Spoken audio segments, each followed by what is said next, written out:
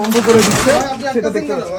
ভাই আপনাদের তো এখন ব্যবসায়ের সময়, আপনারা দোকান বন্ধ করছেন কেন? ভিতরে লোক আছে? অবশ্যই আছে, থাকবে না কেন?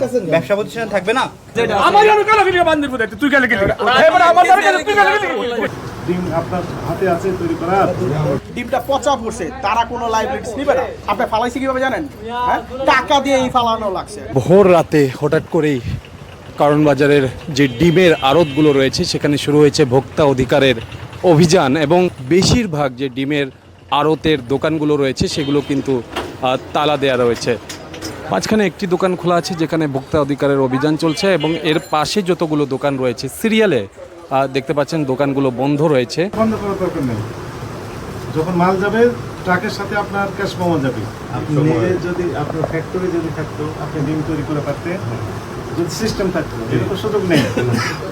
ডিম আপনার হাতে আছে তৈরি করা। ভাই, এই যে আপনি যখন একটা দোকানে অভিযান চালাচ্ছিলেন তখন বাকি দোকানিরা চলে গেছে বন্ধ করে, আমরা দেখছিলাম। তো একটা টিম নিয়ে আসলে অভিযান করাটা কতটা ফল বয়ে নিয়ে আসে?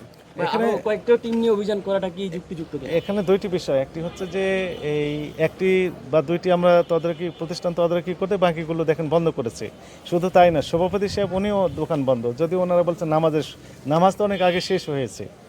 তো আপনি বলছেন যে একটি বা দুইটি বা একাধিক টিম একটি বাজারে, আসলে অনেক বাজার, তো ঢাকা মহানগরের অনেক বাজার রয়েছে। আমাদের প্রত্যেকটা প্রায় বাজারে আমাদের টিম, এমনটি 10টি টিমও বের হয়, এমনটি আছে রেকর্ড।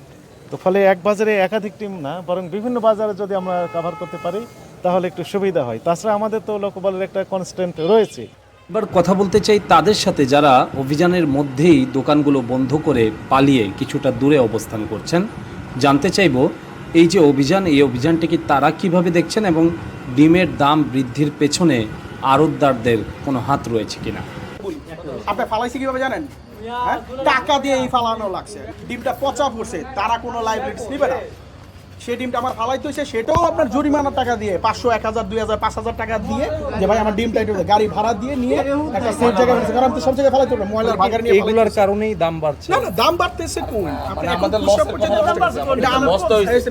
আপনি যে লাভের কথা বলতেছেন, এই যে আমরা বলে যে এক গাড়ি ডিম বেচছে 1 লাখ টাকা লাভ করে ফেলাইছে, 2 লাখ টাকা লাভ করে ফেলাইছে, কোটি কোটি টাকার মালিক হয়ে গেছে। হ্যাঁ, ওটা যদি বাস্তবে হইতো, দারিদ্র কি আর বাংলাদেশে? না না, এলে 100 আরো আসলে ওখানে আরো 150 হইতো। তাহলে আপনারা এই কথাগুলো ক্যামেরায় বলছেন না কেন? ক্যামেরা বলে লাভ না। এন্ড অফ দ্য ডেতে আপনি খালি ওই যে কালকে ভাইরাল নিউজ হবে যে অমুক দোকানে জরিমানা করাইছে 30,000, 5,000, 10,000 ডিম বিক্রি করার জন্য আমি স্লিপ করতে পারবো না। তো আপনার স্লিপ নাই, আপনি স্লিপ ছাড়া ডিম নিলেন না। দোকানগুলো যে বন্ধ আছে এটার কারণ কি? বন্ধ কই আছে?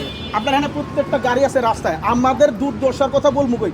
আমরা এখানে বাই বন্ড সিটিজেন এখানকার। মাল ফালাইছে এক একটা ঘরের মধ্যে 50-60,000, 1 লাখ পর্যন্ত ডিম ফালাইছে। আচ্ছা, এখনো প্রচার হয়ে গেছে 30-40,000 একজনের ঘরে। ওগুলো তো যা দেখবে না।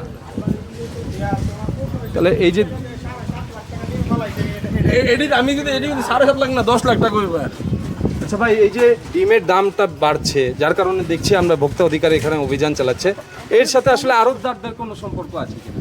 আরও তো কিভাবে সম্ভব? আপনি ডিমের দাম কি এখন আগের মতো গত বছর মধ্যে 14 টাকা 15 টাকা আছে? আমাদের এখানে খুচরা বিক্রি হচ্ছে 10 টাকা 40 পয়সা, 30 পয়সা, 20 পয়সা। তাহলে সেটা কি এখনও সহনশীল পর্যায়ে আছে না?